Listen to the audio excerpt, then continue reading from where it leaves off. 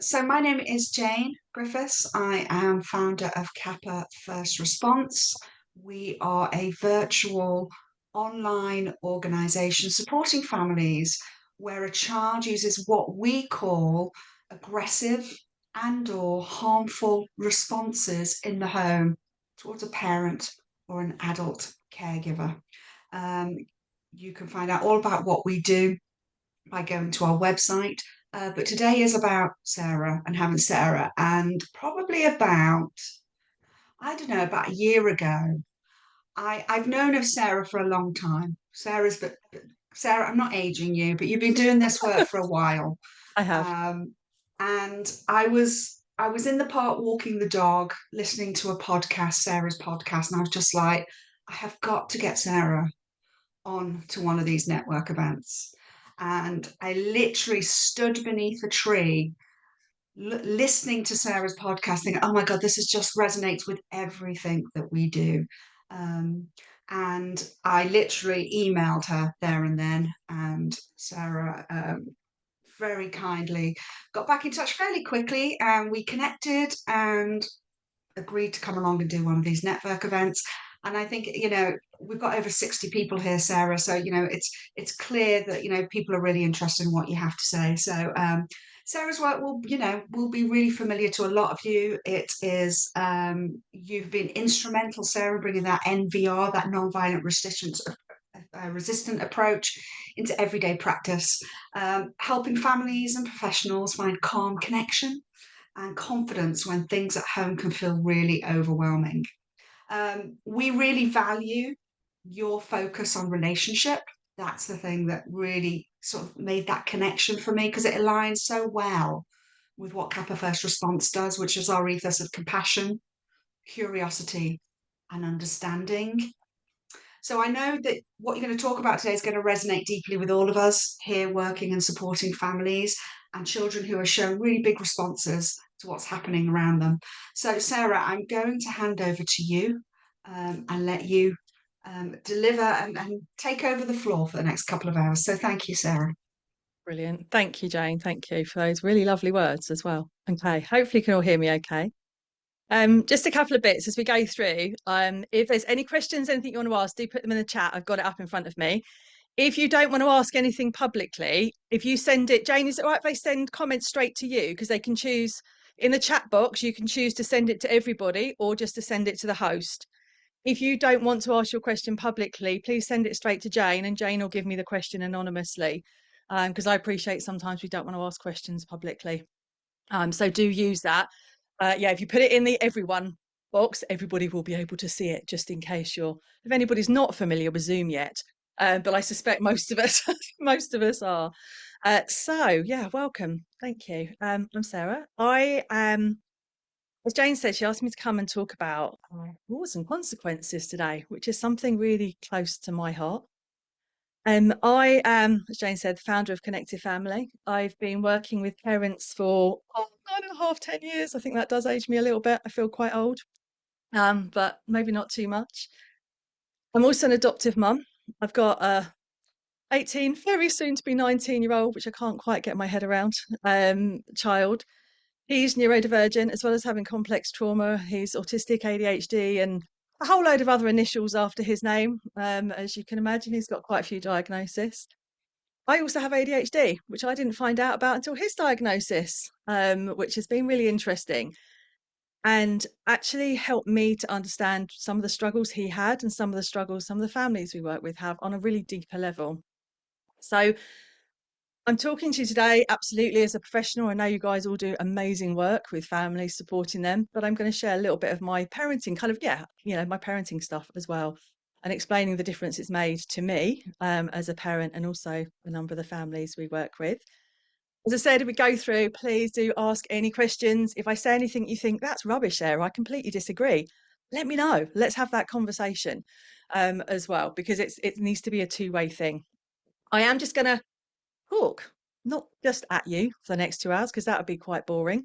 There's a little few bits and pieces I'm going to get you to do, and obviously we'll pick up your questions as we go through as well. So when my son first moved in, he was 7.5, so he's quite old. in the adoption world, as it were. And things were quite tricky. I was using back then, the advice was to keep using the rewards and consequences that, he'd had in foster care and keep going with it. He had his first meltdown on day 3 of moving in, which went on for 3.5 hours. It's a little bit of a shock to the system when you've suddenly got a child. And I did everything, back then I was told to use the naughty step. I was told to put consequences in place. I've never seen a child being put on the naughty step and shuffle their bum so fast across the floor to make it very clear what they think of the naughty step. And I get it now, but I didn't back then, to be totally honest. I was like, this isn't working. This is what I was told to do. And so I gradually over time started changing and saw the huge benefit for me. It was about 9 months after when I started to realise that I needed to do things very differently and get the help that I needed. And I'm going to share a little bit more about that in a moment. But I want to be really, I think rewards and consequences are such a part of our everyday life. As an adult, there are consequences in life. If you go out and you are angry, aggressive, and you decide to, I don't know, beat somebody up, the judge isn't going to say to you in court, it's okay because you're neurodivergent or you're adopted or you've had challenges in life. So it's really important that we help children to understand how to manage their emotions and cope so they don't need those ways of managing and really, expressing themselves so they don't end up in that kind of trouble. And the relationship first is, for me, the way we do it. And I know Jane teaches that as well and believes that. And I think it's so, so important. Quick question, a little hands up or a thumbs up, whatever feels easiest for you, maybe a yes in the chat. How many of you in here like using or believe rewards and consequences work and are effective? Just give me a chat. There's a definite no going from one head over there. Thank you. Yep, some people saying yes, they do. So a mix of people in the room. And some people not sure, a little bit of they can do, depends, yes. Shaking heads, brilliant. Thank you, guys. Okay, just checking. Yep, sometimes, depends on consistency. Okay. Hit and miss sometimes. Okay, so some real different thoughts around whether or not they work. If they're logical and natural, okay, yep. So there's a really important distinction there as well, isn't there? Between the types of consequences that we might use and the needs of the child. Yep, absolutely. Someone's just put that in there. They don't work if they don't care. Interesting. Yep, might not be. Okay, fab. Thank you for that. It's really interesting. So we've got some people here who don't like them. Some people do. Some people, it's on the situation, depends on what we think. I want you just to take a moment now and think back to your childhood. Maybe a time when you, let's put a scenario in place. Maybe your parents had asked you not to do something. Maybe you're a teenager and you really want to go out with your friends on a Friday night. And your parents have said no. And they made it really clear you can't go. Now, you might have been a child that just didn't go if you were told no, okay? But just think about if you went anyway. So you went out anyway, even though maybe you've been told no. Or you didn't come back on time. You were told you had to be in by 10. You sauntered in at 11:30, 12, whenever you felt like it. When you spoke to your parents the next morning, how did you feel when they said you came in late? Your consequence is, I don't know, I got grounded once for coming in late, really late. So maybe you got grounded. Maybe you got told off. Maybe you weren't allowed to go to your football match that afternoon or the following day or the following week. Just take a moment for me and think about, if you can do, how that felt and what your response was to that in that moment. I was just putting in the chat, didn't care about the consequences, it felt worth it. Yeah, totally. Totally, sometimes it did. Ashamed and guilty. Yeah. Yeah. Guilty, embarrassed. Yeah. Hard done by, annoyed that had a consequence. Yeah. Shame. So lots of feelings there. Feeling sick. Yeah. Annoyed. Yeah, absolutely. So some real different feelings there. Now think about the next time you wanted to go out and you didn't come home on time. For some of you, that consequence, that first time, might have been enough to make sure you came in on time. For other people, it might not have made any difference at all. Think about when you went out, how did you feel? Did you think, oh, sod it, it's worth it? As one person put it was worth the consequence. It didn't matter. Didn't change behaviour. For other people, it's made a difference. So someone said anxious about a further consequence and what that might be. Someone else said, if I knew I'd done wrong, then fair enough. And if I hadn't, then absolutely no way would I be accepting of it. Yeah. My question would be, and if you knew you'd done wrong, would you do it again? Or would it stop you? Yes, you do it again.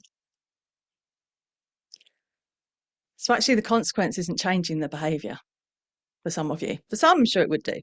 Probably yes, probably, but I'd think twice. I'd still do it. I'd do it again, but lied. I said I was trying staying at a friend's. Yeah, that was my one. Don't tell my mum and dad that, but I did that quite a bit, to be fair. Or you would go to friends, wouldn't you, and maybe not be 100% truthful about whose friends you were staying at sometimes, or what you were doing at that friend's house, because you were trying to avoid the consequence. You were trying to get around it and avoid it. So that's how we felt as teens, trying to avoid consequences.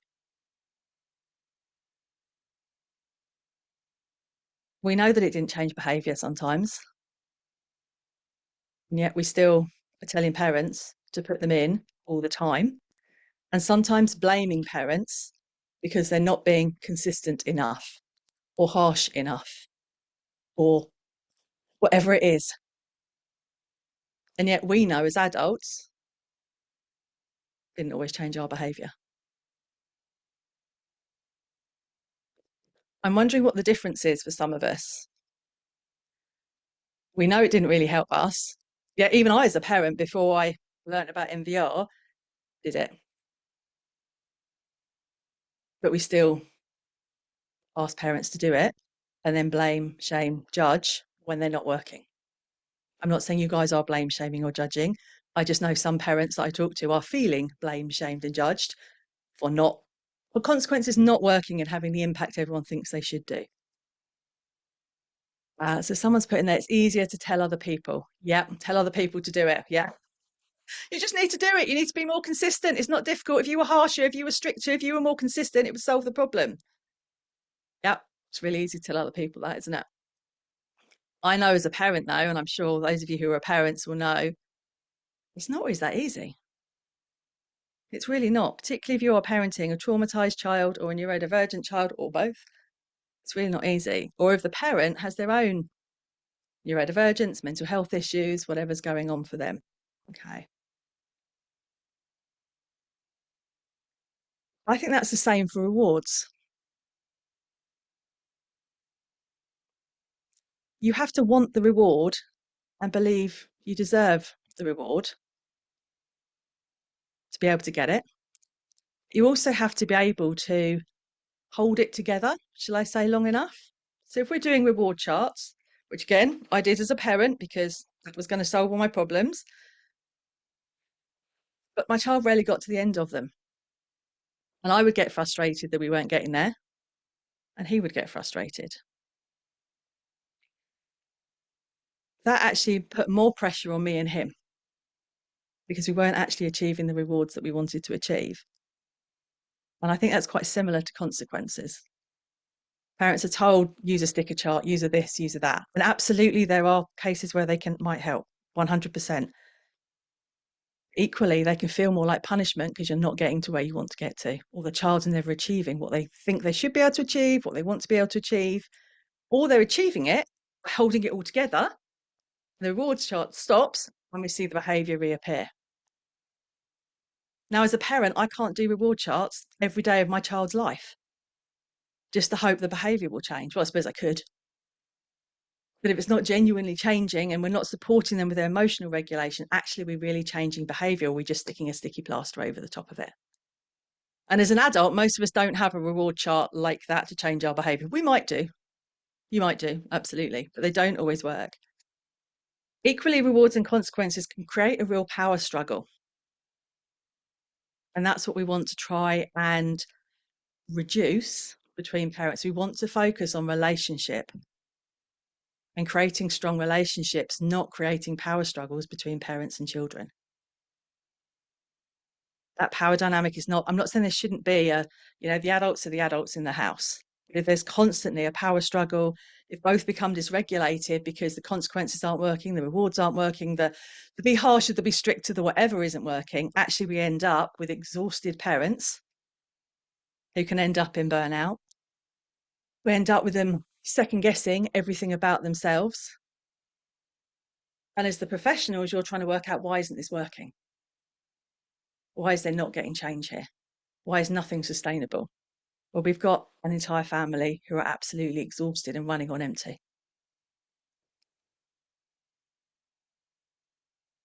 Take a moment for me and just think about a family you're working with where maybe you are using or have been using, or they are using, rewards and consequences. How long have you been supporting them, or how long have they been trying to do it? And are any shifts happening? Particularly if they stop doing the rewards and consequences, does the behaviour genuinely stay changed? Just have a think. There might be some, and that's great. Equally, you might have a family where you feel nothing's shifting and you're wondering why. Okay. Oh, there's another ping pong. Somebody else is joining us. Okay. So about 9 months into becoming a parent, I went on 1-day NVR training. Someone said instant results, but nothing long term. Yeah, absolutely. Lots of families come to us having used consequences and rewards, but they usually say they're not working, but not sure what else to do. Yeah, absolutely. It doesn't, certainly a lot of families will say that. It works for a while, then they come back to the challenges. Absolutely. For some children, particularly with rewards, they might be able to hold it together long enough to get that reward, particularly if it's a big enough reward, it's worthwhile. But as soon as the reward's not there, what's the reason for holding it in? They were doing it purely to get that Xbox game, that whatever it was, that there was reward at the end of it. No, just this morning, I had a mum has given £5 to a 15-year-old girl. She's then walked out. Yeah, she got £5. Nice, thank you very much. But yeah, that's the reality for some of our kids. I've worked with families where rewards and consequences were part of a whole toolkit. So hard to say what caused the positive change. Yeah, absolutely. There's a difference between reward and bribery. That's really interesting because I would agree with you, except sometimes I wonder whether there is. Because the reward is, if you do this, you'll get this. Bribery is, if you do this, I'll give you this. Is it not? I don't know. I just wonder whether actually there's much of a difference between the two. And I also think sometimes if we use bribery, Did I say oh, Danielle's or can we just Steph's? mute Diane? Thanks, Jane. Don't worry, Diane. I also wonder whether if we use bribery, children start using it when they're older. I'll do my homework if you give me this. And it comes a bit of both. But there might be. I always wonder whether there really is about much of a difference. The child sees the reward and is proud to achieve, but challenging behaviour still happens. Yep. Parents tell us they take away the internet to stop behaviour, and the behaviour can change to being more positive until the internet is returned and the behaviour reverts again. Absolutely. What I've experienced, and I know a lot of families I've worked with have experienced, is exactly what you guys have just said. You put the rewards and consequences in, the behaviour stops, but actually we're not building the relationship and helping them learn how to manage their emotions, their behaviour, their relationships, all of that stuff at the same time. We're hoping that just by not doing it for a period of time or working towards a reward, they'll magically learn how to not do something or do something. I don't know about you, but I don't tend to just magically learn things. I have to put some effort into thinking about it and understanding it and learning how to regulate myself in certain situations or whatever it is, even sometimes as an adult. And for children whose brains aren't fully formed, what we're in our late 20s, aren't we, until our prefrontal cortex is fully formed, we're asking them to just suddenly manage their emotions better because they've had a reward chart for a month or a week. I don't think they can do that by themselves. And from lots of these comments, a lot of parents, and you're seeing that yourself. So I went and did 1 day of NVR training after 9 months, when, to be honest, at that point, of 9 months of violence from my child, who is amazing. I love him to bits and he's not aggressive anymore, thankfully. I thought I'll try anything. And went and did 1 day and came away thinking, wow, this is brilliant. This can really help. And I started to put it into place very slowly, because back then there wasn't that much support around. And it gradually, I started to see change. I started to see things making a difference. I came away from that day thinking it's about presence and real connection and relationships. It was about helping my son to understand himself and his emotions. When I started to put that in place, there is no magic wand. Don't we all wish there was a magic wand to change things and stop behaviour and those kind of things? So nice, wouldn't it? Here's a magic wand and there we go. We don't need any of this stuff. Although most of us would be unemployed, but that wouldn't necessarily be the worst thing in the world. So there was also a conversation around, how do we help children to change? And do all children actually connect their behaviour with the consequence? And we know that some children with trauma, particularly, or most children with trauma actually, and or who are neurodivergent, don't necessarily connect what they've done with the consequence. And that was one of the things I came away with from that day as well. It can also make you feel more like an enforcer as a parent rather than having a relationship with a child. Now, I'm not saying parents shouldn't have authority within their homes, but do we want to be an enforcer, an authoritarian, and not seen as nasty and unkind? Not particularly. Absolutely, at times we have to make a decision our children don't like, 100%. And as professionals, we need to be supporting parents to do that. But if it's coming from a place of relationship, that's going to make the biggest difference over time. Excuse me, grabbing a drink. If we're asking parents to change behaviour through rewards and consequences, but their child doesn't connect the behaviour with the consequence, how is that going to ever change or help their child, particularly when they become an adult? So we need to think about something different, something that works in a different way to help parents feel less stressed, because stressed parents aren't helpful for anybody. To help parents create connection with their child so that actually they have authority, but it's through connection, not through fear. Because particularly those children with trauma backgrounds, fear does not create felt safety. And any child needs and wants, and adults, felt safety. We need to feel safe in our home.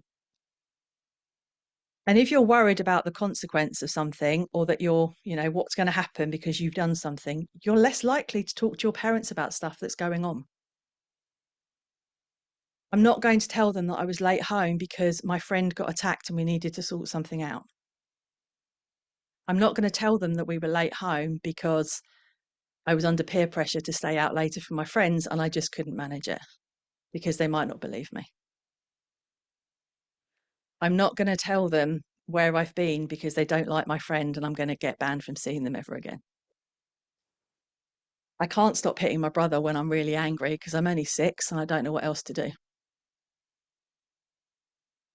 And you telling me off doesn't help me change and work out what else to do when I'm that angry. I know when I game and I'm playing, I don't know, Roblox, Fortnite, whatever it is, FIFA, I get so angry, I throw the controller across the room and it smashes. And I don't mean to do it, and I don't want to do it because I know the controller costs a lot of money. You don't want to buy another one, but I don't know what else to do in that moment. It's happened before I've even realised I've done it. I'm not sure punishing children for things that are automatic reactions, particularly, or things that keep them safe, is necessarily going to change behaviour. In fact, I would say it doesn't. I'd go as far to say it doesn't. We want the relationship so they're talking to their parents or their key adults, whoever it is, and the support through emotional regulation, which I'm going to talk through in a bit. Are there any thoughts, questions, comments right now that you haven't shared? Anybody want to ask something or share anything? Tell me I'm talking rubbish. No. You're welcome to jump on. So sometimes we don't think about the parent-child connection. No, we assume it's good. Absolutely. Absolutely. It's really good. Makes so much sense. Brilliant. Thank you. If anyone disagrees with it, makes so much sense, let me know, by the way. don't feel you can't. But I think it's true. We don't think about the parent-child connection. And if we were brought up using rewards and consequences, which the vast majority of us were, it's the normal thing to do. And it worked for us. Except, as a lot of us said at the start, it didn't actually change our behaviour. So did it really work, or did we think it was working? I don't know. It's building trust with the parents. They believe it will work. Often they believe it won't. Absolutely. Yeah. Yeah. That's so, so important. Thank you for that. Because parents will have been told so many different things by so many different people, but I've tried everything. When we come in and suggest something else, they're like, really? How's that going to work? Particularly if their support network around them is consequences, consequences, consequences. And let's be honest, most schools are consequences, consequences, consequences. So actually, that's the message they're getting from the outside world.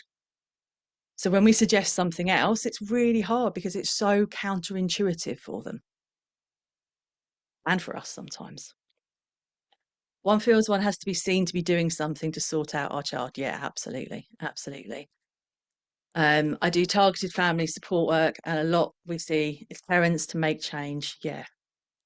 It's sometimes hard for parents to feel they can go, let go of consequences. They feel their child is just allowing them to get away with it. Yeah, that's a big one. And that fits in with the needing to feel seen like you're doing something, doesn't it? My child's done this, particularly maybe if you are out in public or, it's at a birthday party with children and maybe or their 8-year-old has, I don't know, hit another 8-year-old because they're dysregulated because of the party, and all the other parents are like, you need to do something now. You need to get on there and do something. And you're like, giving a consequence isn't going to change behavior, but there's so much pressure on the parent to do something in the moment. And that doing something isn't giving them a hug and saying, it's okay, I'm here, in the mind of every other parent. So it's really, really hard, I think. Parents reward constantly as they can't cope with the effect of meltdowns, particularly if parent and child is neurodivergent. Yeah, absolutely, absolutely. I'm not sure any of us, even whether you're neurodivergent or not, like meltdowns. They're quite hard to manage. And if you are in the middle of the supermarket and your child decides to have a meltdown, and the world and his wife is staring at you for being a bad parent, you want to just tell your child off and sort it out and stop behaving like that. But actually, that child's probably really dysregulated and struggling and needs some support and help. So all of those things we can see. Some fabulous comments there. Thank you, guys.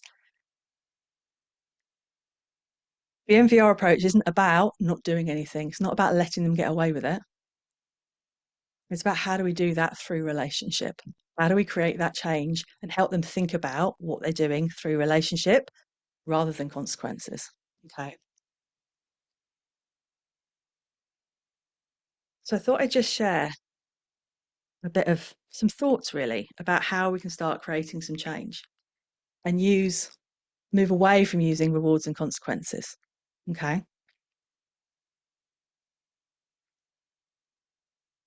If we can, one of you talked so beautifully about the connection between the parent and the child. And I'm guessing for a lot of the families you're supporting, that connection is probably not very strong. It might be for some, but for a lot, it won't be very strong. For some, there may be no connection at all because actually the relationship's just broken down so much. If you're working with a parent rather on the receiving end of violence, for example, it's very hard to want to be around your child when you are being beaten up by them. And I use that language because as a parent, that's how it felt. Felt like I was being beaten up by my 7-year-old. Now, he wasn't doing it through choice. He wasn't like, I know what I'll do today. I'll go and hit my mum. That isn't him. I don't think that's any child, actually. He was doing it through dysregulation, through fear, through trauma response. The consequence isn't going to help him heal that, feel safe, know how to express his emotions. But creating connection and relationship is. If we can help parents to create stronger relationships with their children, and that takes time and it takes effort on their part, and it takes a willingness from them to want to do it, which isn't always easy for the parent, let alone for you supporting them, then we can start to create change. Sometimes it's quite difficult when there is an element of control there from the child as well. Yeah, absolutely. Absolutely. But that makes me think about one of the images, metaphors that we use, which is the emotions iceberg. If you think about an iceberg, above the waterline, you might have anger, control, defiance, swearing, any of those behaviours that we see as challenging, unacceptable. I'm not saying they are acceptable, I'm just saying as the adult. What's sitting beneath the waterline that's creating those behaviours? What makes us controlling as an adult or a child? What makes us come out with anger? If we think about control, I know when I'm really stressed, I micromanage. So when I worked in a school, I will never forget one of my team saying to me one day, "You're really stressed, aren't you?" I was like, "No, I'm not stressed. What do you mean?" I wasn't ready to acknowledge that I was stressed and completely overwhelmed with everything I was doing. A long time ago now. And she went, "Let's take you back to your office. Let's get you something to eat, something to drink, and you just stay there for a little bit, stay out of our space." I said, "Why?" And she went, "Because you're driving us all nuts." And I was like, "Right, thanks." She said, "No, you're trying to control everything we're doing. You are micromanaging us as if we don't know what we're doing." It's like, "Well, you all know what you're doing." She said, "Well, get out of the office then and stay in yours for a bit." I was like, "Hey." Now I know now that was them kindly telling me I was micromanaging.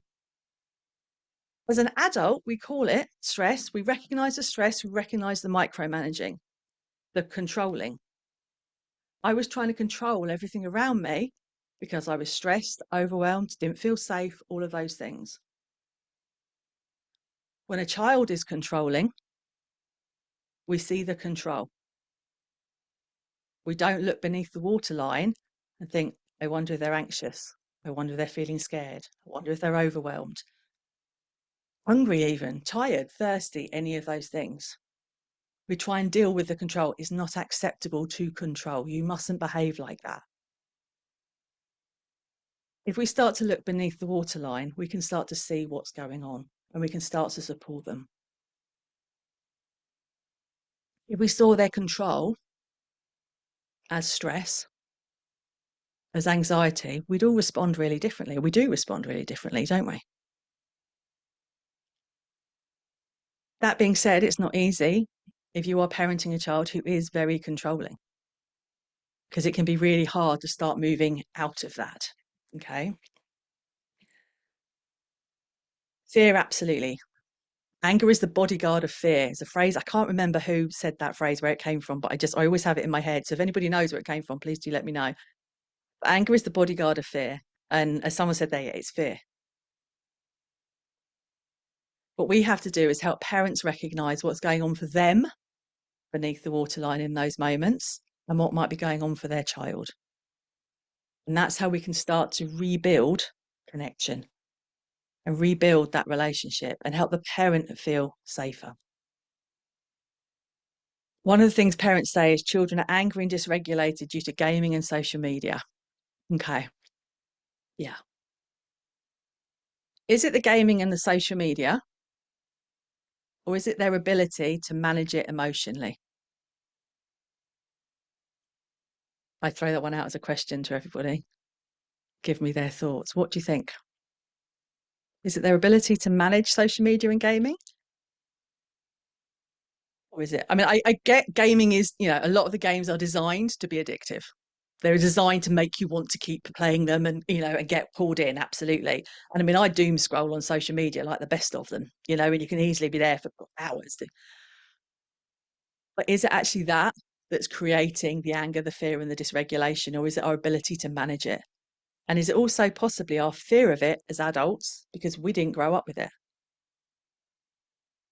The first computer we had, I was certainly in my late teens, early 20s, it took 45 minutes to load the game up, by which time you didn't want to play the game because you'd got so bored waiting for the tape or whatever it was to roll up and play the game. Now what they've got to do is press the button and there's 8 million gaming options available to them.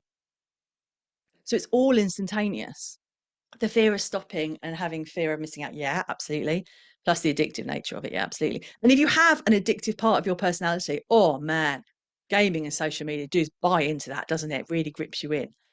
But equally, through consequences, and someone put earlier on, we remove it, the behaviour comes back as soon as we put it back in again. Because we're not doing the work while it's being removed to support them with the regulation and the understanding and the being able to manage it. It can isolate them and lose the connection and relationship with those at home, maybe. Yeah, absolutely. I think when it's used, and I use that word loosely, as a kind of they're quiet when they're gaming, it gives me time to do things as well. Absolutely. But it can also, I think, be a place for creating connection as well. Okay. And I'll talk through that in a bit. Addictive and zones you out of life around you. Absolutely. Again, for some children, particularly those that are neurodivergent, actually that helps them cope with life. Using it to zone out is a great way of helping them cope with life because they can shut off everything else that's going on around them. But it's getting that balance, isn't it? Using it, but also having other things that you can use and helping them find other things that they can use. Gaming is designed to be gambling element. Yeah, absolutely. And it does give you immediate gratification. Even those silly little games on my phone. I quite like those, but I can't stop until I've won a round, which isn't great. But there we go. The game accessing things that are too old for them emotionally. Yeah, absolutely. Absolutely. And there is something about making sure that if it's got an age limit on it, we are limiting those. How many of the parents are using those either as a reward, but if you're well behaved, you can game, or the consequences, you can't use it, but not actually helping their child learn how to use it and how to play safely and regulate themselves. So that's what I want to come on to now. If we can create the connection and help parents to connect with their child, and I'm not saying there aren't some who do this amazingly well, okay, but for those who there is a disconnect or they've tried everything and nothing's working, if we can help them raise their presence and create that connection and relationship, then we can help them connect with their child and do the emotional regulation and the emotional support as well. And think about how can we replace the consequences. I often use the analogy, or we've used the analogy of harbour walls. So if you think about harbour walls, they're big solid walls around the outside of the harbour. The water in the harbour is always calm. So when a boat comes into the harbour, it knows it's safe. The harbour walls are keeping it safe. There can be a force 10 gale going on outside the harbour that was bashing the boat around, but those harbour walls keep it safe. Ideally, we want to help parents be their child's harbour walls. So that whatever emotion their child is going through, be it absolute excitement and joy and fantastic stuff, but equally fear, anger, frustration, loneliness, those other ones, they know their parents are there for them to help them manage it, whatever's happening. Now, for some parents, they will never have had that. There's a lot of parents will have grown up in a house that didn't do emotions. You didn't show emotions. You hid them all. Or maybe if you did show them, you were told. So one mum said to me recently, I grew up being told I was a drama queen for having emotions. So for her, she shut them down. So when her child shows them, she's like, I don't know what to do because I've learned not to do emotions. It's bad behavior. So we might need to be the harbour walls for those parents as they start to connect with their own emotions and their own feelings, and help them learn to express them and feel safe with them so that they can connect with their child and help them feel safe with them. And this isn't an overnight thing. When I did that 1 day's training and started to implement bits, this is the first bit I did. And it took months for me to be able to properly do this. I still can't always do it now. It's not about being perfect, thankfully. I'm sure someone will tell me it is, or I should be being perfect, but I'm not perfect. Definitely not. It takes a long time, particularly if there is a complete disconnect or the parent is scared of their child because of their child's behaviour, or scared what their child will do. Maybe you have a child who's self-harming and the parent's absolutely terrified that if they make any changes, their child's going to go down that road or disappear off with whoever it is who's pulling them away from their family connection. But if we can help the parent to start connecting with themselves first, then we can really help them start connect and be those harbour walls for their child. And it's not about managing everything, controlling everything, being there. It's about just being there. I am here for you and I can help you and support you. Even when you've got really big, scary feelings. And I said, it's not about being perfect, thankfully, because I would not be able to do it if it was. It's about the relationship. And no relationship's perfect, is it?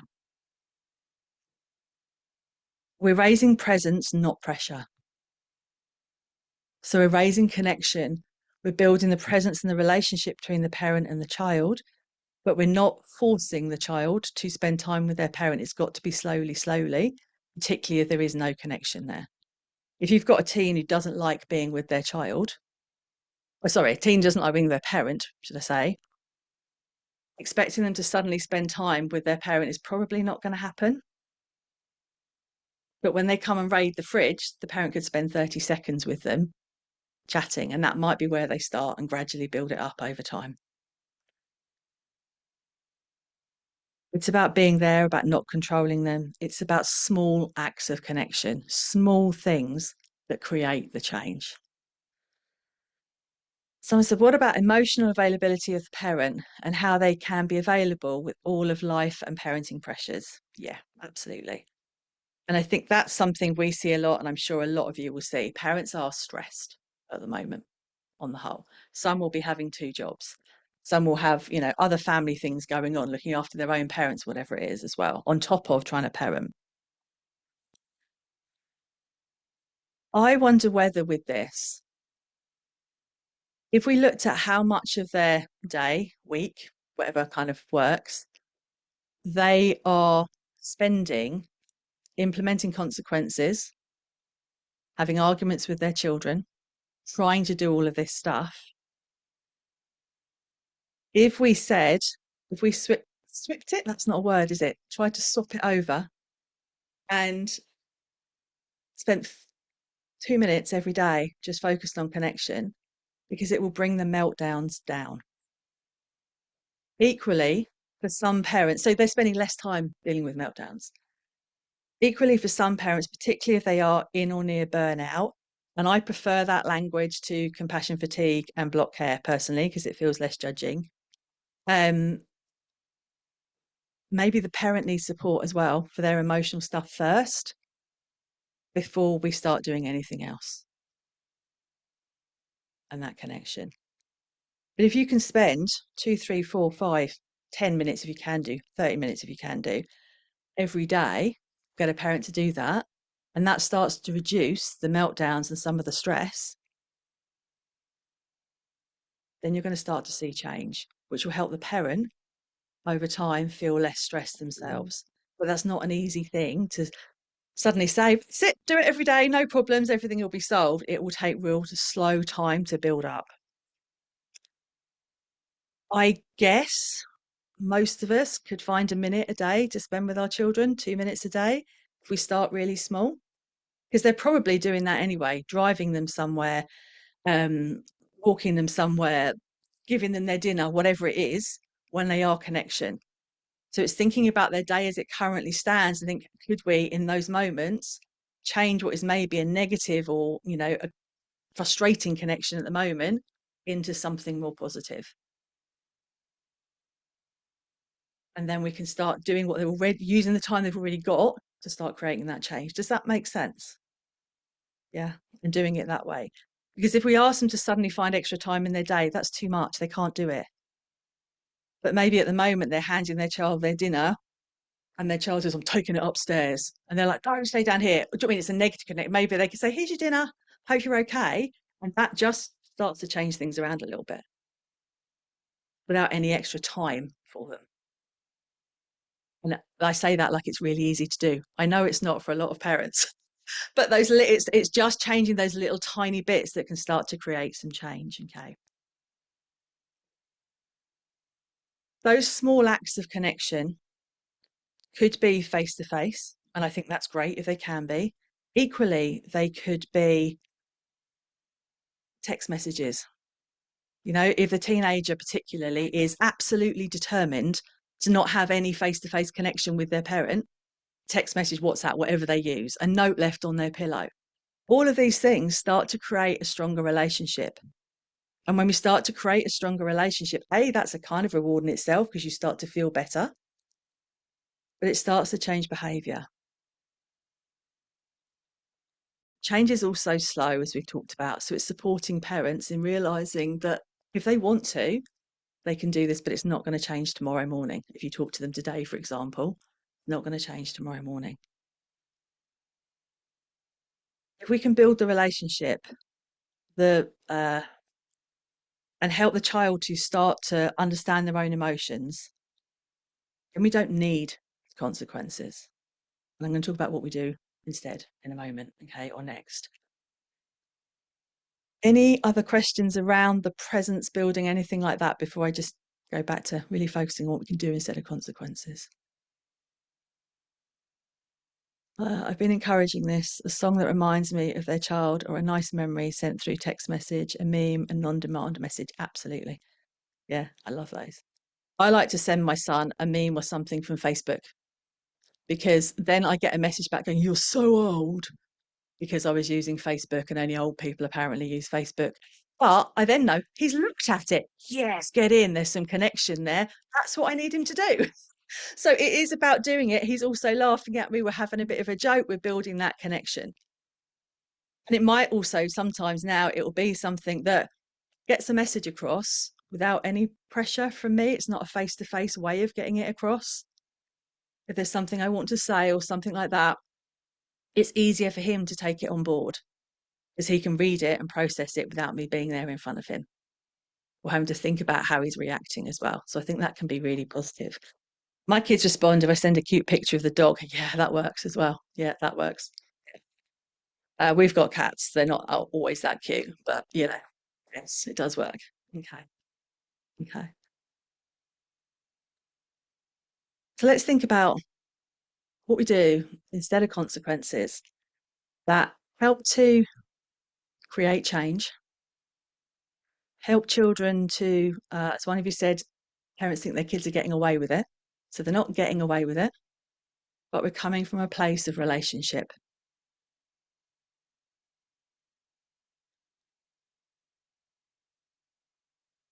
We want to think about how that feels for the parent as well to step away from consequences. There's going to be a level of fear maybe for them. So we need to recognize that for them. But also recognize that they're coming to you or they've been working with you for ages and the consequences aren't creating change. So it's actually not working. So they've got nothing to lose by stepping away from them in many respects because they're not working anyway. Because if they were, the behavior would have stopped or started, depending on what it is they're trying to do with their rewards and their consequences. If they are neurodivergent or with trauma, they're in high kind of fight and flight a lot of the time anyway. So consequence is just adding more stress to their nervous system. And they can't connect. So they may feel bad because they can't connect the behavior. You might keep telling them, you've got to stop doing this because this is the consequence. They can't stop doing that thing if we don't help them stop doing it. Okay. Someone says sometimes the other sibling, if there's not a consequence, feels like they are getting away with it. Absolutely.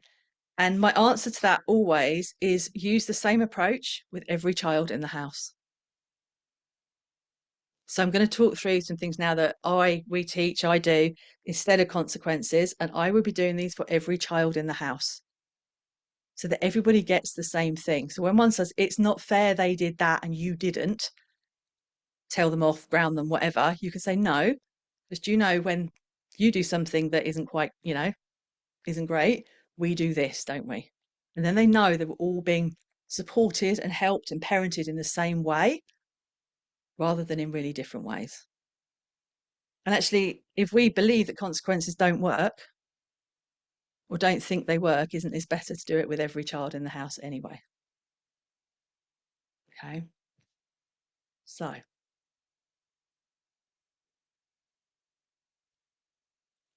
I'm going to go through the different types of consequences because someone brought up natural and logical consequences earlier as well.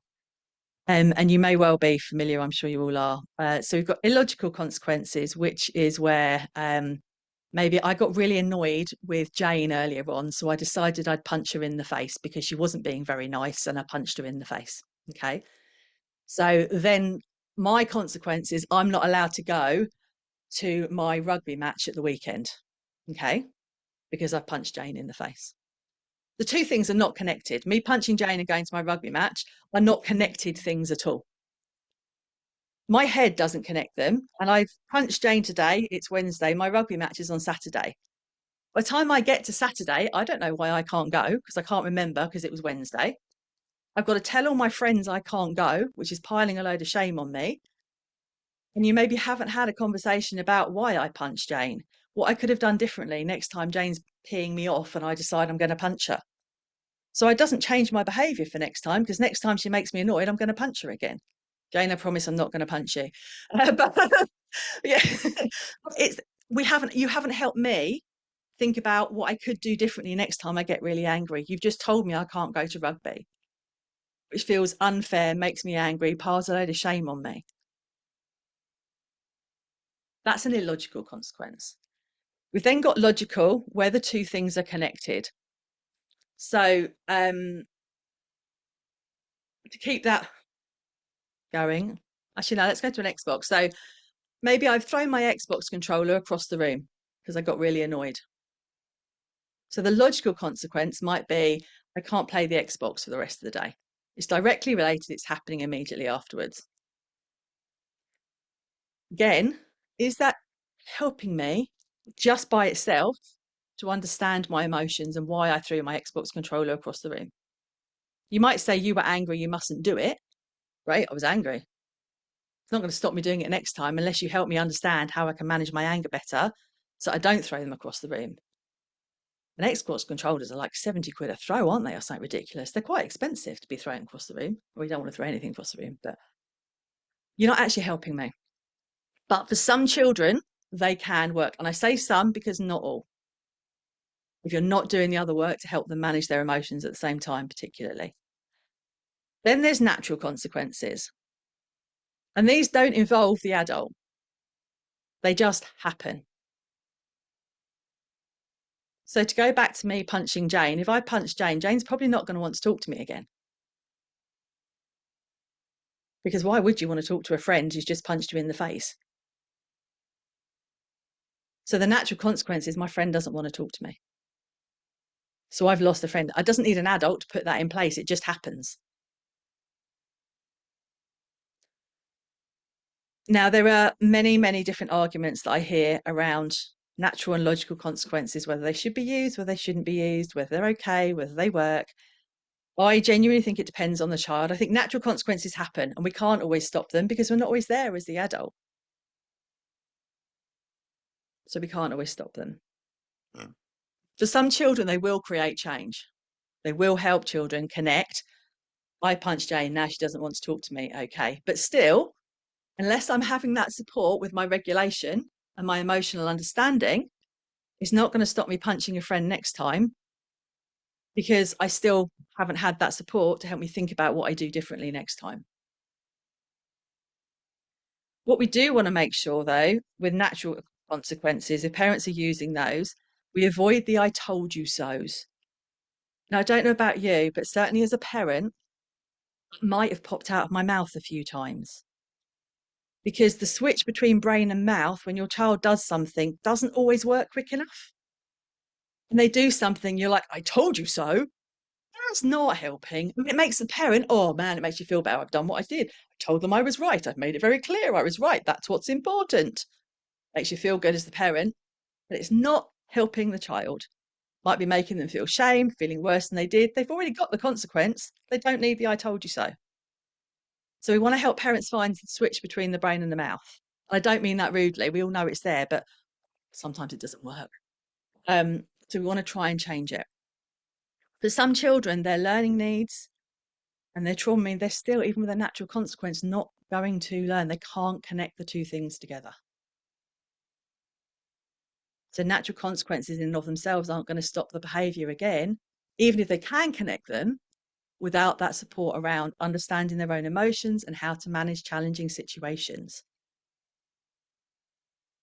So whatever type of consequence parents are using, in and of themselves, they're not creating change for a lot of children. And a lot of you said today, earlier on when we talked about consequences, even though I knew I was getting consequence, I still went out and I still did it again. I just did it maybe slightly differently. Or I lied more to my parents. I told them something else. Or we want to create a relationship where where children aren't having to lie to their parents, because there is a strong connection there.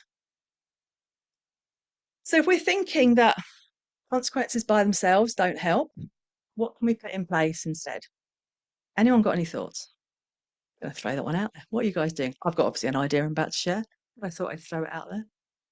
See what you guys do. Do you use anything other than consequences at the moment? If we're focusing on building relationships. Reflect and repair. Yep, absolutely.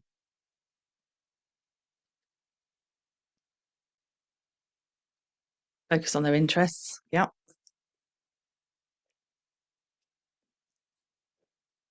Co-regulation. Yeah, I love that one. Distractions. Yep. Negotiation. Yeah. I might put my son on the UN board for negotiating arms issues and wars, because he can negotiate anybody, and think he'd be quite good actually. He's certainly better than me. Okay, so turning a negative into a positive. Yep, psychoeducation, absolutely. Time and space to discuss calmly. Loving these. Learning and understanding on issues. Reflection, talk about zone. Everyone was, is, in, and why. Yeah. Positive praise and remembering to do so. Yeah, always noticing and praising when you see positive behaviour. Validation. Yeah, I love those. Thank you. Okay, so I absolutely agree. And obviously, you will know for the positive praise is brilliant. Just make sure for some children, as you'll know, needs to be indirectly done. So some children cannot cope with direct praise. Some adults can't cope with direct praise. So it can absolutely help to change behaviour as part of the toolkit. If you received a really nice compliment right now and someone says something really lovely to you, or think to a time when you've had a lovely compliment paid, maybe about what you were wearing or a piece of work you did, how often do you bat that back? Well, this old thing, oh, I just grabbed it out of the wardrobe. Oh, yeah, it's fine. Yeah, thanks. We don't go, oh, thanks for that lovely compliment. Oh, I feel so good now. Thank you. It feels lovely. Not many of us do that, do we? But that's positive praise. If we as adults can't hear it, how the heck are kids going to hear it? Some of them, yeah, they love it. They're like, yeah, I know, I'm brilliant. I'm great. Fantastic. But a lot of the kids that we're working with aren't going to hear it or believe it. So if we do it indirectly, that can help them. So maybe you say it to their mum in front of them, or their mum says it to you in front of them, or their mum or one of their parents says it to their other parent, or one parent says it down the phone to somebody they're talking about. I'm so proud of so and so. They did this today. It was amazing. Because then they're not having to actually accept it face to face, and it's easier to hear. And when they start to feel better about themselves, we start to shift everything. Okay. And it starts to change the relationship between parent and child. I also wanted to talk about this idea of connecting with them afterwards, because I think it's so important.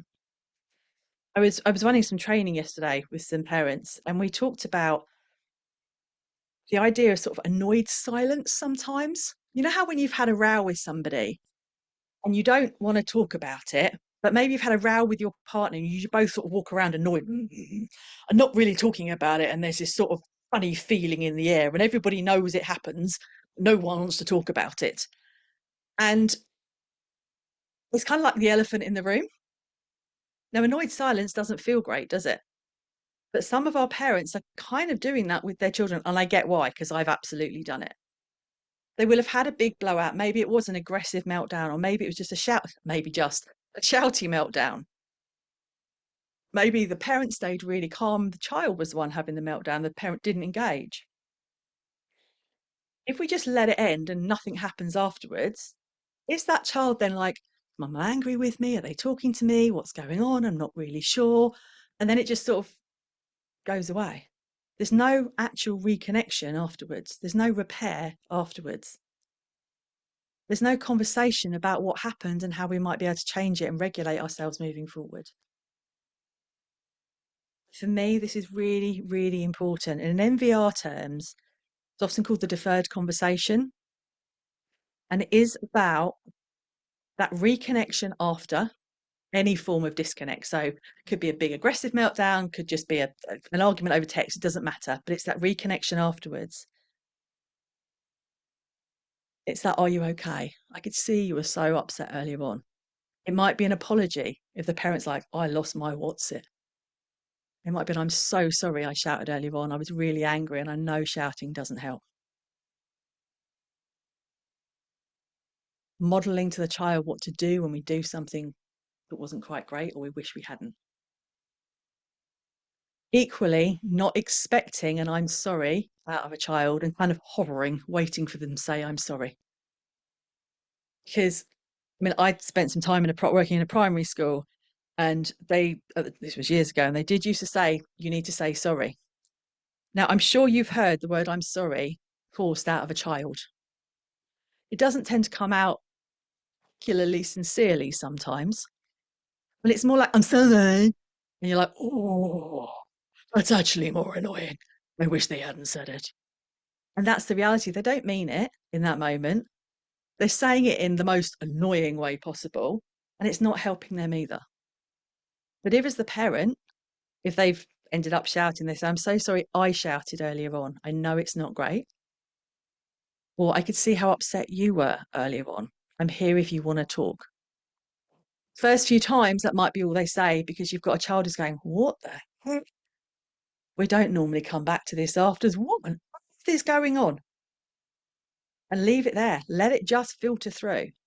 What I've seen from working with so many parents over the years, so when they start doing this, rather than going in with a consequence, and I've seen it's my own parenting, and they just say that and then back away. They don't hover for the apology or anything like that. They literally like, I'm so sorry, maybe take a child a drink, something like that, back away. Often the child will come down at some point later on and apologize in a way that works for them. So that might be just sitting in the living room as the parent's watching TV for a couple of minutes in a way they never would normally. And the parent's like, okay, that's a bit weird. They don't normally do that. No, that's that child's way of apologizing and reconnecting. And then gradually that conversation grows into a, do you know, I'm so sorry I shouted when I was, I was angry earlier on, or I'm wondering how you were feeling. Has something happened? Do you want to talk? When I'm angry, I find that going for a walk, jumping up and down, having a glass of cold water, whatever, really helps me. So we're also helping the child think about what can help them when they're angry. But that reconnection is also raising their presence, and it's helping the child understand themselves better. That over the long term is going to create a lot more change than a consequence and a being told off and all of those things, because we're developing their emotional intelligence and understanding. And we've got a generation of kids right now with significant mental health issues. We've got a lot of adults with them as well. But we need to help them understand their emotions, as you guys all know. Those conversations don't create change the first time you've had them, as you will all know or expect. Unfortunately, it would be lovely if they did. They need to be done slowly, drip fed over time. And you will probably need to support the parent with having them, because it's scary, particularly if there's aggression and violence involved. You don't want to go back there. And Jen, I'm sure you guys at Capa experience that with parents. There's been a big aggressive meltdown. Actually, going back to your child to talk about what happened is the last thing you want to do, because you are terrified that it's going to go back up to where it was. And for some children, it's finding that moment and doing it very, very slowly and gently. No pressure, no shame, no judgment. And I would say that's for every child. There is no pressure to have this conversation. There's no shame. There's no judgment. It's helping the parent to recognise it's going to take time for their child to feel safe enough to even acknowledge what happened. If there's trauma involved, making sure they remember what's happened.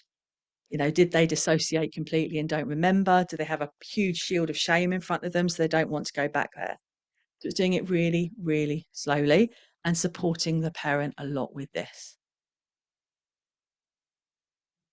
I worked with a parent a while ago who had, how old were the children at the time?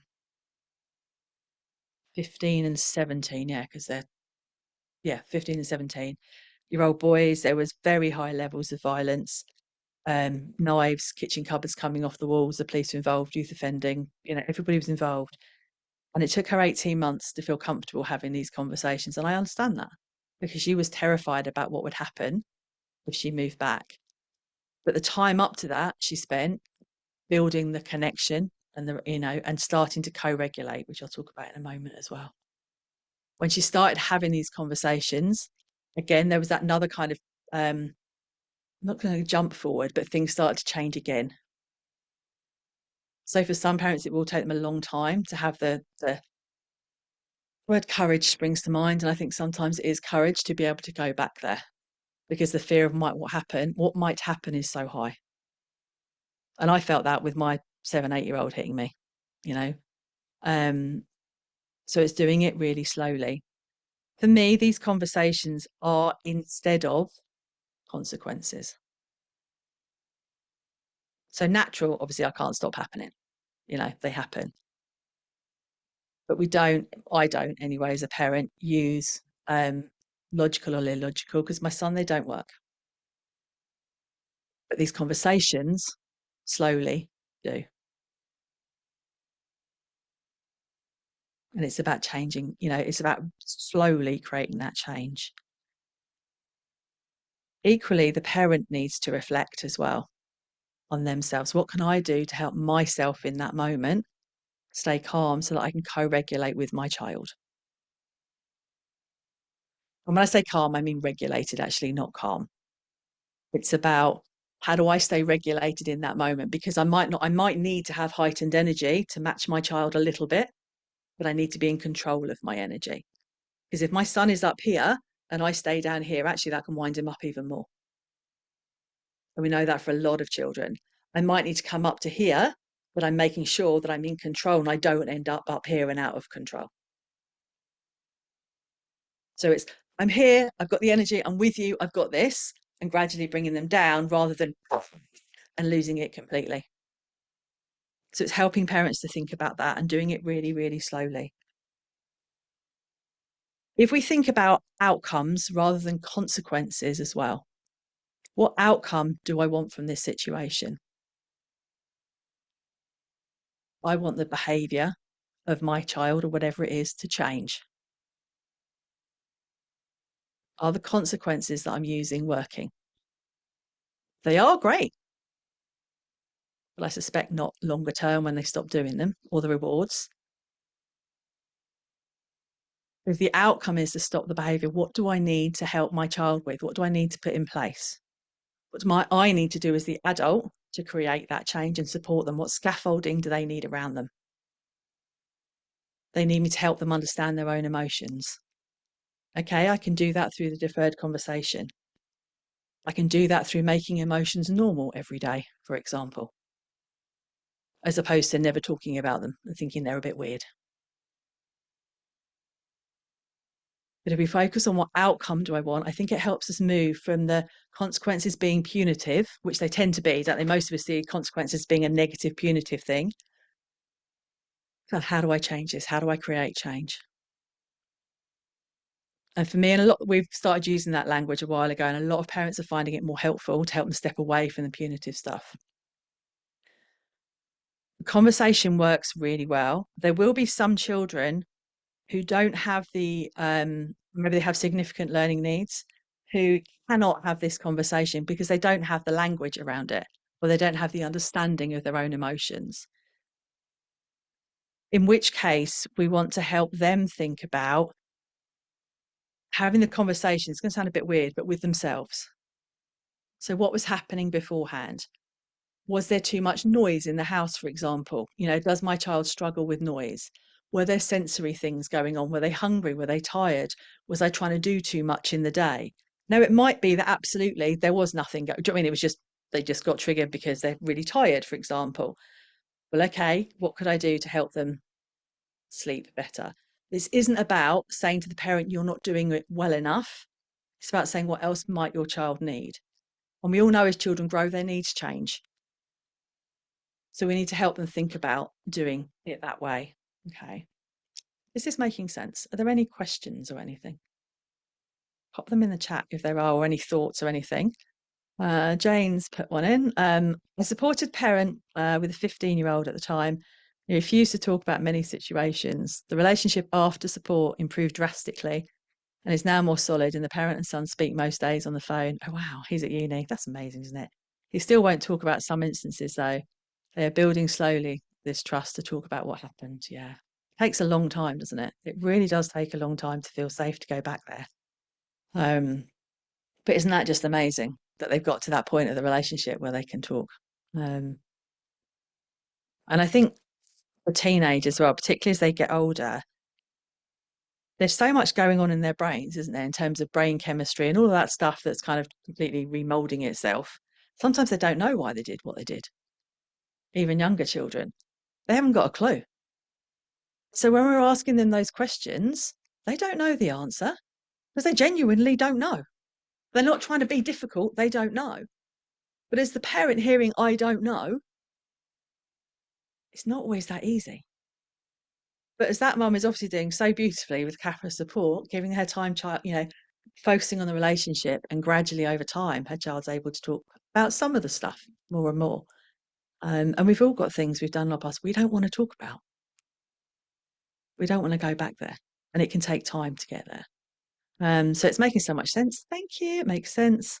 1 8-year-old, once calm after an outburst, speaks like a baby. This speaks of vulnerability. Yeah, absolutely. Absolutely. Yeah. Asking why they did X, Y, and Z is pointless. Yeah, totally. Totally. And they don't always know, do they? And sometimes they might, and sometimes they might say, I did it, but they rarely know the answer. I don't always know why I did something afterwards. I'm like, it was an automatic reaction. I don't know why I did it. I just did it. Sometimes we need to keep those automatic reactions because actually, if I'm out and about walking down the street and someone decides to attack me, I need to be able to respond really quickly to keep myself safe. But I equally need to have enough control that I don't do that when Jane is standing there, makes me jump, and I suddenly decide I need to attack her back. Do you know what I mean? It's being able to manage that and keep that connection, but knowing when to do it and when actually my body is unsafe and when it's not unsafe, and being able to recognize those two. And that's not easy either for parents, particularly if they've experienced aggression from their child.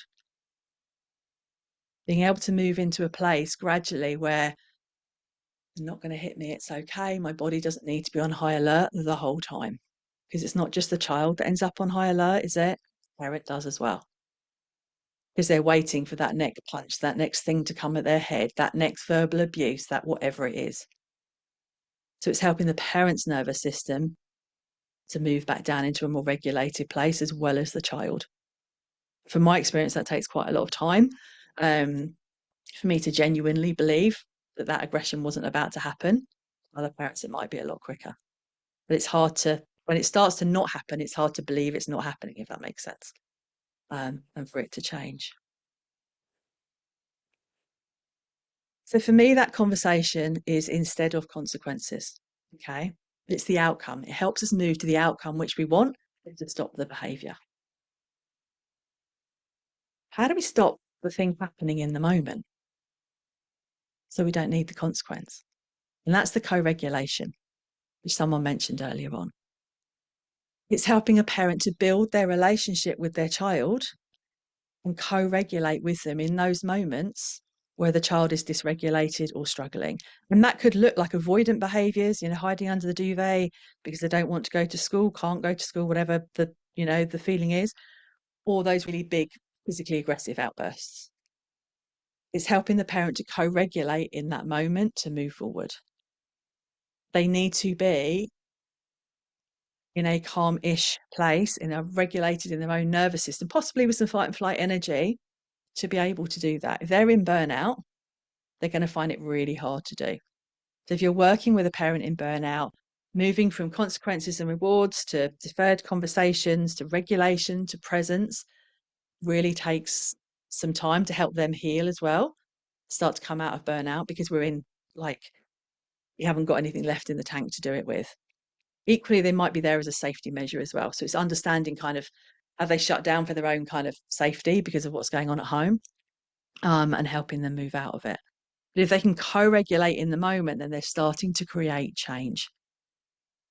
They're starting to help their child feel safer and know that their parent is there for them, whatever. But we're separating the child from the behavior. I love you. It's the behavior I don't like. So I'm here to help you regulate. And then the deferred conversation is, let's work on that behavior. How can I help you? How can I support you? What's going on for you? But gradually, over months or years, potentially, to help them get to that point and help them recognize and understand themselves. Okay. Any tips for supporting a parent in long-term burnout who is unable to change and unable to co-regulate? Okay. Yes. I think it depends on their situation a bit at home and what it is. When you say unable to change, I'm just thinking about what it is we want them to change, if that makes sense. If we're that far into burnout that everyday life is just too much, maybe they are in robotic mode and they're able to just get up and feed the kids and get them to school or whatever, but there's no emotional connection there at all because they're exhausted. We can't be asking them to suddenly start co-regulating, having deferred conversations, connecting with their child, because actually they probably haven't got anything in their tank to co-regulate with. And we all know, even if we're not in burnout, if we are tired, stressed, unwell, exhausted, all of those things, I mean, my patience goes from this to that, if there is any at all. So I'm much more likely to be like, meh, meh, meh, meh, meh, meh, meh, meh, at my son, add in, menopause and, well, God help us all, really, quite frankly, with a teenager sometimes. But that kind of combination doesn't really work. So if they're in that burnout stage, we need to think about helping them reconnect with themselves first. And you could do, I'm going to talk about gestures in a moment. We can do some small gestures that just help to start build that connection, but very, very slowly. And I would think about, if they're unable to change, what is it that's that block for them? What is it that's creating that block that's stopping them being able to change? And what's going on for them? So that would be I would kind of want to understand that a little bit more, but I would be thinking about them first. Where are they? Do they recognize they're in burnout? Because they might not. What's happening for them? Are emotions safe for them? all of those things would be where I would be thinking about. Does that help? Let me know if that helps. Often one parent is willing to change, make changes, and the other isn't. Yeah, absolutely, absolutely. We often work with the one parent that is, and then hope that the other parent comes on board at some point, or at least we've started to calm things down a little bit and make the home a better place. But yeah, absolutely. And I think not some men find this harder, I think, than women, for lots of different reasons. Equally, I've worked with some men who are amazing at creating the change and wanting to put it through. Yeah, absolutely, absolutely. Let's think about what we can do instead of rewards to create connection as well. Okay. What do you guys use at the moment? If you're not using rewards, or are there other ways that you help parents to? We talked about praise earlier on. Is there anything else that you guys work with parents, get them thinking about to support their child instead of maybe rewards? Would you all love a reward? I mean, I like a reward. Don't always work towards them. Time in, yeah, I love that. Love language. I love the love languages. Um, I always thought it was something that came out of Cosmopolitan magazine, but there's quite a lot of science behind it, isn't there? And it's actually really good. So yeah, if you don't know the love languages, it's five. Is it just languages of love? Five languages of love.com, I think. Um, yeah, and it's absolutely brilliant. It really does help. I've used that with a number of families. Between the parents, helping them understand if they're struggling with connection, but also for their child. Because if you are using words and your child doesn't recognize words as a love language, it might not connect with them. Or maybe they're using gifts or whatever they're using. So it's really worth having a look at. Um, it can be really, really helpful. Family time, doing something they enjoy together. Yep. Yep. If they can all be together. Invitations without expectation. Yep. Gestures. Yeah, completely. Tony's there. I'm going to come on to those in a moment. They're brilliant. Regular, random, and unconnected to behavior or good behavior. Yeah, absolutely. Um, words of affirmation, quality time, receiving gifts, physical touch, and acts of service. Thank you very much, Penny, for putting those five in there. I can never remember all five. But yep, they're brilliant. And Jane's put a link to the five languages of love. It's really worth looking at. It's definitely helped some of the families I work with understand their child and what's working for their child in terms of connection. So as Tony put, gestures are my with NVR, we use them instead of rewards, and they are about showing a child they are loved irrespective of their behavior. So it's not I don't know, if you do your homework, you'll get this. Or if you're really good for 5 days on your reward chart and get enough stickers, you'll get, I don't know, whatever it is at the end, game, something. It's just because I love you, I'm giving you this. It's not about buying stuff either, because, a 5-year-old might be happy with something from the pound shop, probably is. 15-year-old, they can get a little bit more expensive when they want things. So we tend to suggest to parents it's not about buying things. It's about text messages, WhatsApps.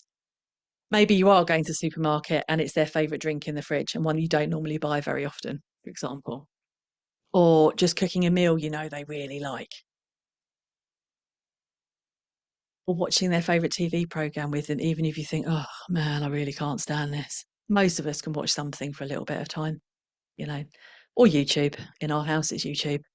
Well, I'm not really into some of the people who make YouTube videos, although they make a lot of money. They do seem to make a lot of money, quite a few of them. But it's those things that are spending time with them and, or not spending time with them, but doing something that's out of the blue, that's got nothing to do with behavior. It's not done, what I would say, in the heat of a meltdown. Thank you for punching me in the face. Here, have a nice drink.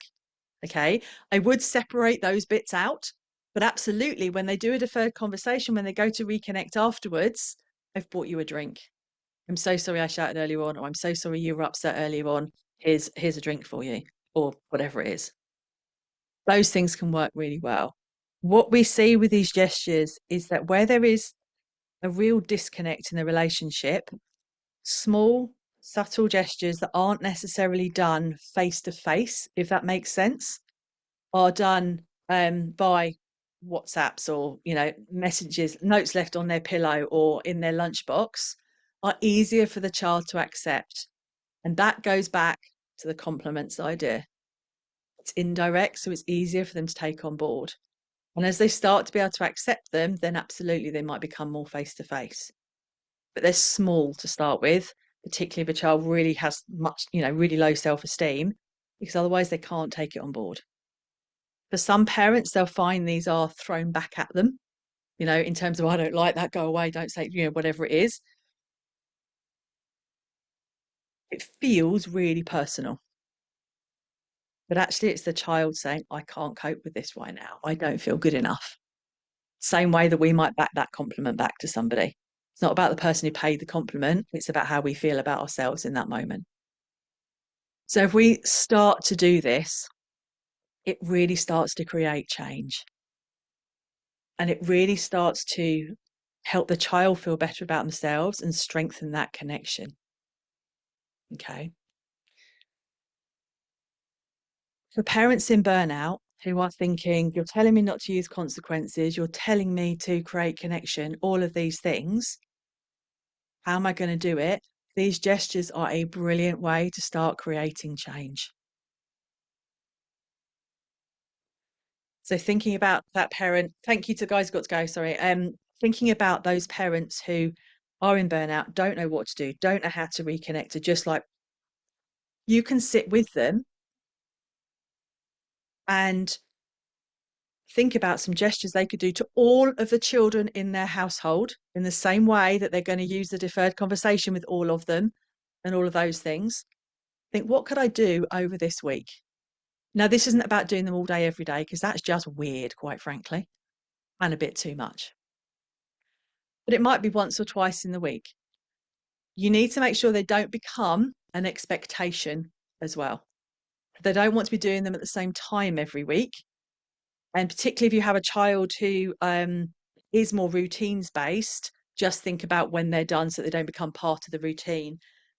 You might sit down with them and think, you know what, let's think of some gestures we could do this week.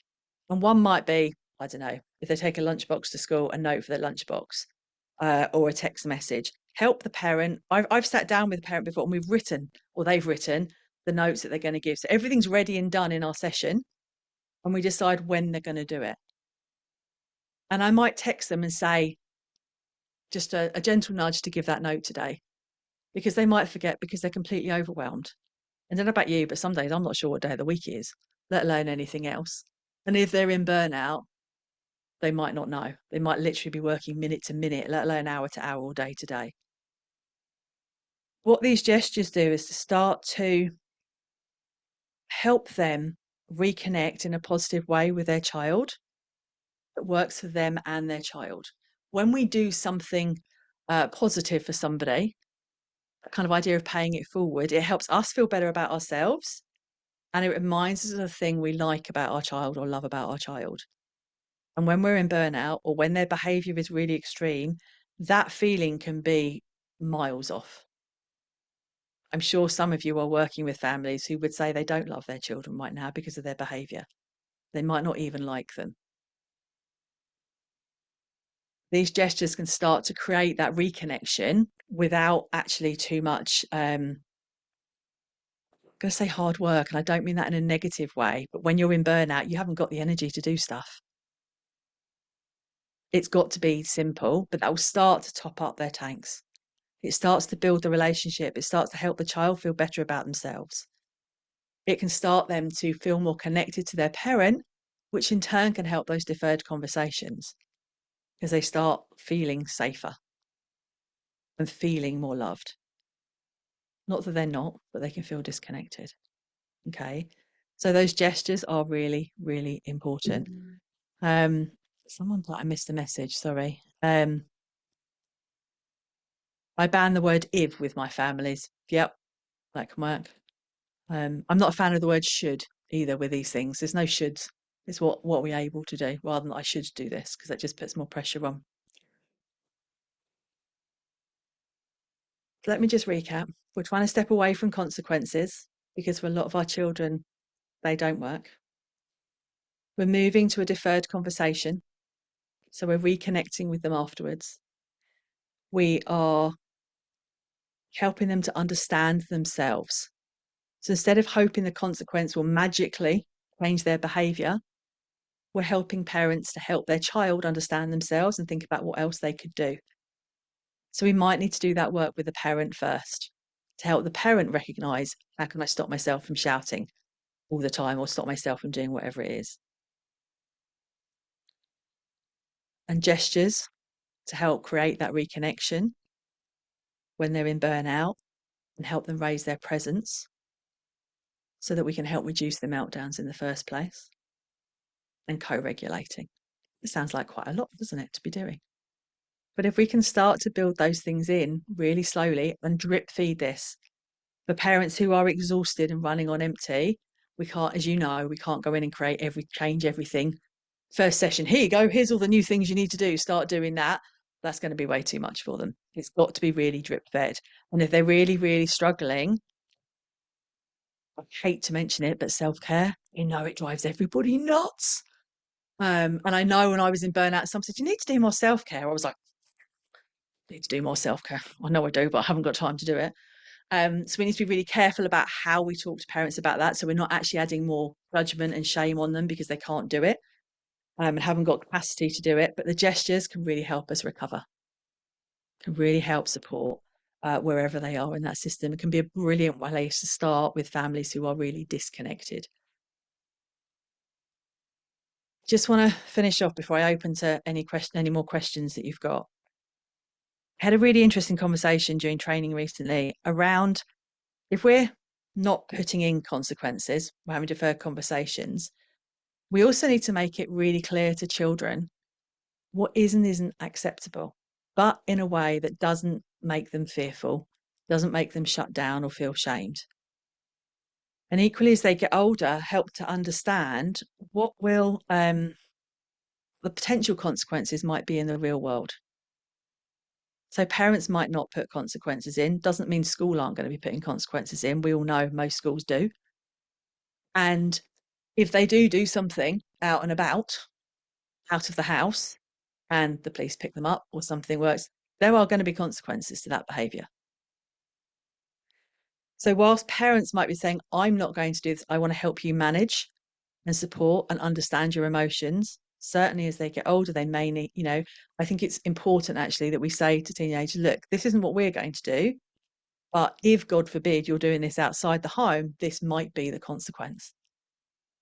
So that they understand. But if we can put this work in place, hopefully they're not going to get caught up in stuff. I say hopefully, some will, some won't, depends on the age when we start working with them. And obviously there's lots of different variations on that. So it's not about letting them get away with it. It's not about not explaining what the consequence might be in the outside world, whatever word you want to put in there. It's about helping them to understand themselves and regulate through building the relationship and that sense of felt safety. Okay. Are there any questions, thoughts, reflections? I think anybody would like to ask? I've just chucked loads of information at you. So put them in the chat, or if anybody wants to come off mute and ask, you're welcome to, because I know sometimes typing it in can be a bit like, it can feel too much. Everyone's gone really quiet, Jane. Everyone's talking. Okay. Does anyone disagree with what I've been saying? Feel free to let me know if you're like, Sarah, this is ridiculous. Or has anyone got a family that they know we're going to push back on this? Because I certainly have got some. And it's not always easy to get them on board. And I'm sure, Jane, you've probably had families, or Matt as well, I can see you're here from Capa, that just are like, no, we're not doing it. We're not connecting with them. They're horrible. Like, I'm not doing it. And it's not always easy to get them on board, is it? And to get them thinking about it. Can I jump in, Sarah, and say Yeah, go something? for it. You said unmute, so I did. Yes, absolutely, with parents. But I also, when we deliver training to to professionals, we get a lot of barriers as well, because possibly because of the training professionals have had before. But what do you mean you're not putting a consequence in? How can you not put a consequence in? I delivered a training once, and I said, to a one of the things I suggested was that to a parent whose 8-year-old child had completely dysregulated and had been dysregulating for a couple of years, and was at school, had a huge dysregulation, and the school called the parent to say, um, we can't keep her in school because we can't keep her safe anymore. Now, this is a child who was climbing the school fences, Yeah. was hitting her mum across the head every time her mum tried to get her to go to school when she's driving in a car. Lots of stuff like that was happening. And what I wanted mum to do was go in and say to her child, I'm really sorry. I'm really sorry that we weren't paying attention to what was happening. I'm really sorry that I wasn't paying attention to actually your distress. In fact, what we were all trying to do is just get you into school because that would be okay. And the professional who was aghast that that would happen. So sometimes we've got to take a step back and think about why is a child using these responses in this way. And then as professionals, sometimes we've got to throw stuff out the window and not go with, well, there's got to be a consequence in place. You can't have a child do that. So I just wanted to share that a little bit, Yeah, no, Sharon. absolutely. Thank you. I think it's really true because as the professional, if we think we need to do something, and sometimes we feel we need to put something in place, or there's pressure from above. So one team I work with, we were talking a lot about emotional based school avoidance. And they're like, we're getting so much pressure to push the child in school. We are being told the parent has to put a consequence in place. And as somebody who's gone through emotional based school avoidance with their child and ended up home educating, I could have put a consequence in every day. It would not have made him go into school. And at 16, I could not pick him up and carry him into school. You know, my son was a rugby prop. Hope in hell I can't lift a leg, let alone an entire body, to get him into school. You could have put as many consequences on as you liked. It wouldn't have changed because we weren't dealing with the root cause of why I wasn't going in. And I think that's what, and I know it's not easy because there's pressure from above and all of those things, and the schools have got their stats and all of that stuff. But that's what we need to be thinking about, getting to that root cause of why is this behaviour happening? We And if have a we little do bit that of through the deferred conversation, sorry, Jane. no, No, just to go for say it. we have a little phrase here that says, we'll never affect change of what is happening unless we Yeah, understand why.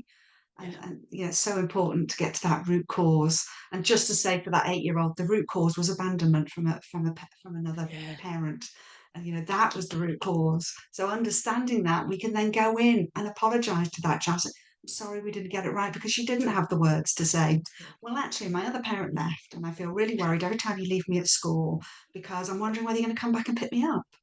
yeah. And there's an expectation that kids will just be okay, isn't there? They'll be okay in school. Of course, they are. School is safe, home is not safe. Until we decide their behaviour is too bad for school, then school can't have them. But parent, you're fine with them at home by yourself. Well, you're 3-1 at school. So how does that work when I'm by myself at home? But if we don't get to that root cause, then yeah, we're we're in trouble. Right, I'm just going to go down the questions. What does your service offer? How do you take referrals? So, Jane, am I all right to answer that one? Is that yeah.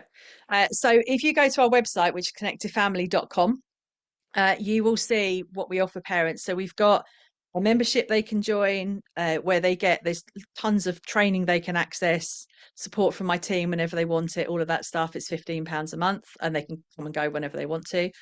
And we run masterclasses like this actually every month. We also work one-to-one with families and run group programs as well. But all the details are there, or you're welcome to email me after this. It's not a problem at all. Next question. Hopefully that answers that one, but let me know. It's been so helpful. I feel it's so relevant to some of the families I'm currently involved with. Yeah. My big passion and belief is that everybody starts moving across to this more relationship-based approach. The work Capa do, the work we do, and lots of other people, we can create sustainable change. And the system we're currently using, I genuinely do not believe is creating sustainable change. It's creating a reliance on social services, support, everything else, because we're not helping people to understand what's going on and we're not getting to the root cause of it. We're just sticking sticky plaster after sticky plaster after sticky plaster. And that's not creating change. And that's nobody's, do you know what I mean? That's society and big change. But if we can all start doing this, we can start creating some change. I think it sounds great, but consequences do have a place. Young people learn that there are consequences in life.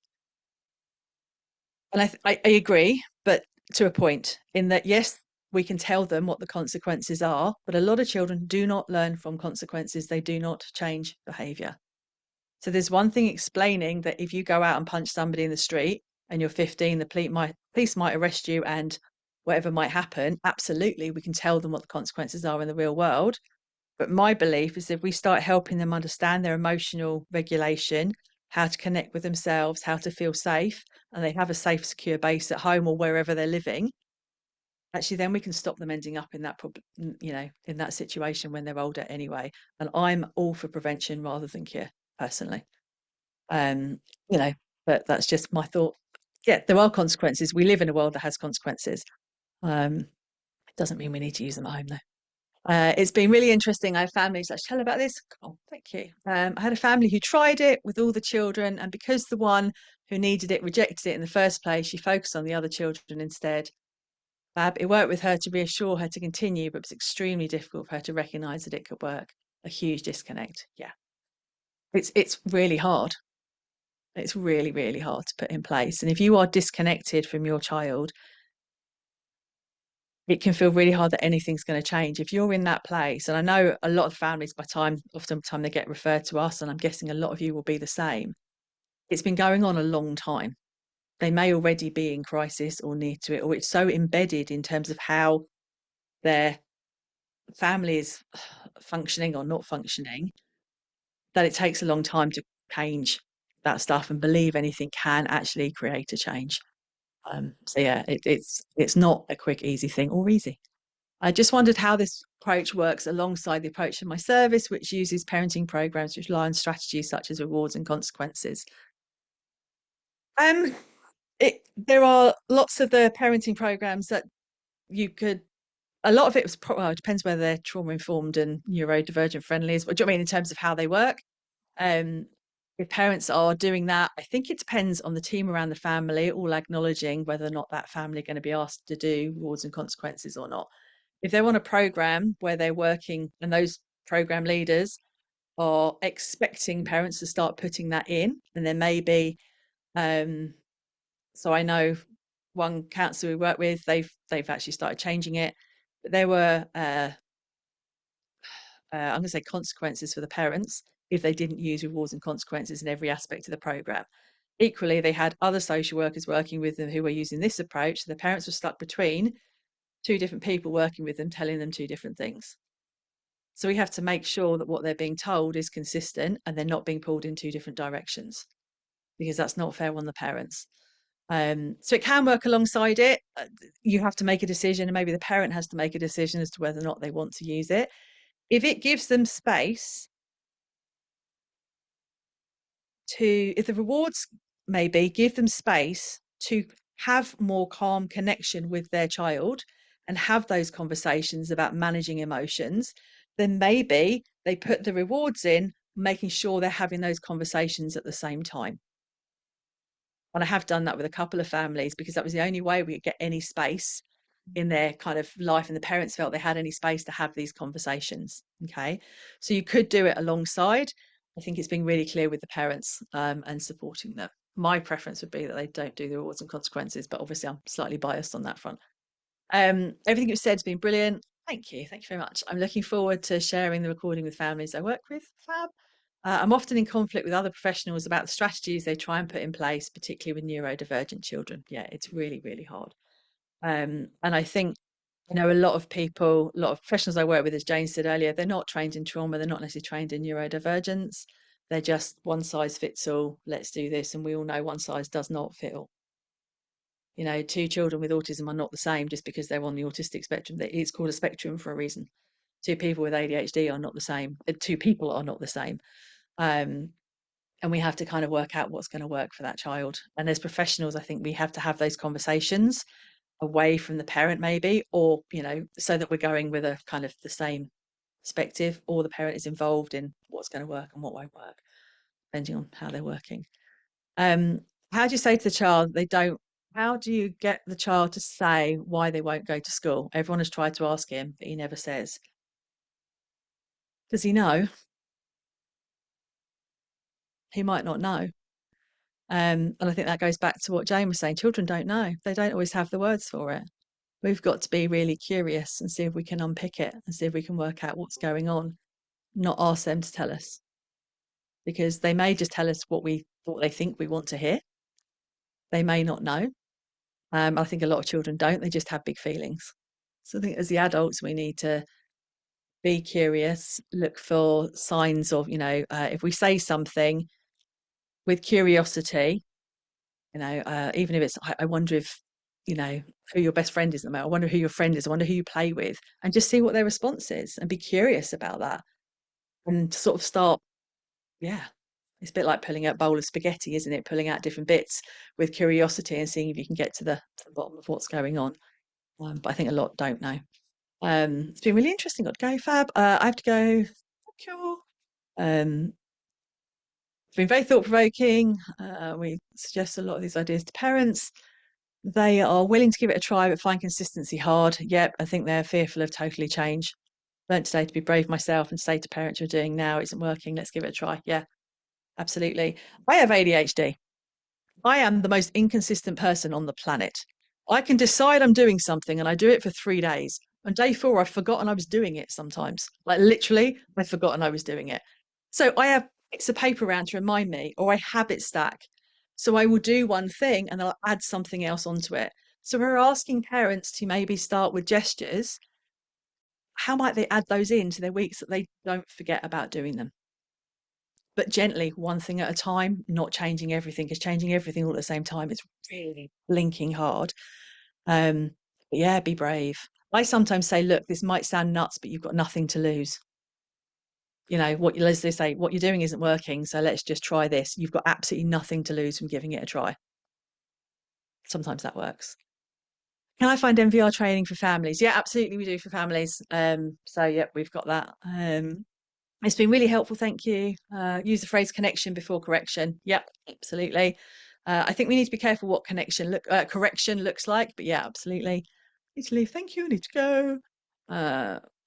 Really agree with everything you're saying. There's refreshing to hear more people strengthening this way of making positive families we're working with. Thank you. Is all support for families delivered online? Do you have a remit threshold? No, there's no threshold for Capa. We don't have a threshold. We do a lot online, but depending on where they are in the country, we're spread all over the UK, so we can do in-person stuff as well. Yep, Capa podcast is brilliant. I think that's everything.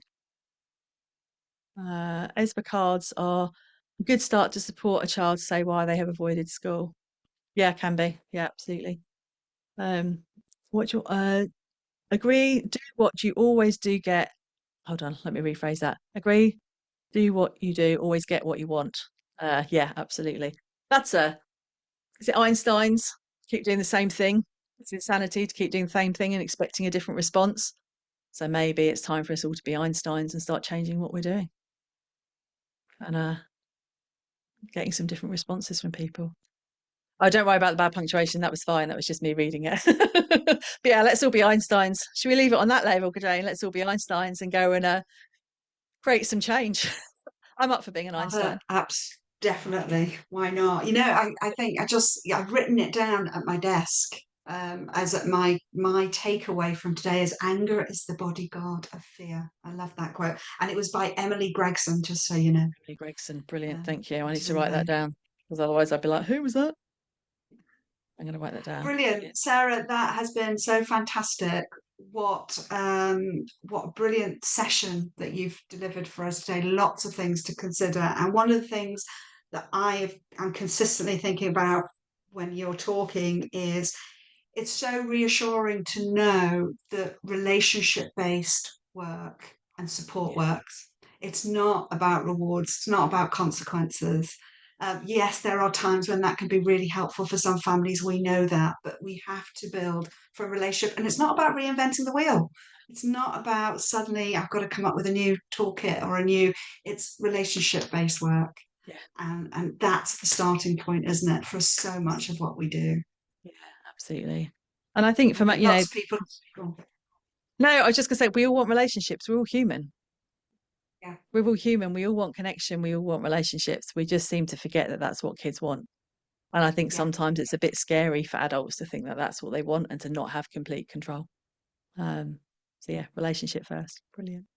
And thank you very Brilliant. much for the lovely comments. I am reading them. But I'm doing a There little are, bit of that there are, passing back yeah. the positive. You know, that the bit where you get rid of the compliments and you chuck them back. There's a little bit of that going on, if I'm honest. So yeah, thank you. Yeah, it's that compliment thing, that praise thing that we were talking about. There's just a question there. Thank you. This was really helpful. Do you have resources for relationship work with teenagers? There are definitely some blogs, articles on our website around teens, and there is some stuff in our professionals network. So I can send something over actually, Jane, if you want to send it out to people. That's fine. Yeah, Yeah, absolutely. That, yeah, we will do yeah, that for sure. We'll attach that to the blog that we do, yeah. Sarah. And somebody loving your jumper. So take that one. Thank Don't you. bat it back. Thank you for being amazing, Sarah, and for this session today. Listen, I just want to say thank you to Sarah for coming and sharing her time and her knowledge with us today. I know that we've all found it really helpful. Give Kappa a week or so to get the recording in the blog, and we'll have this linked up onto our website. We will also put lots of links of how you can contact Sarah and how you can find out more about NVR and the work that Sarah is doing. Um, and Sarah and I will hopefully do something again down the road at some point. Stay connected, so watch this space. And if anybody has any thoughts for sessions they would, or people they would like us to invite for future sessions, please do let us know. You know, this is to help support you who are doing a lot of hard work out there with families. So if there's something, a subject you would like to know more about, somebody we could invite, please do drop us an email at Capa First Response or put it into the chat.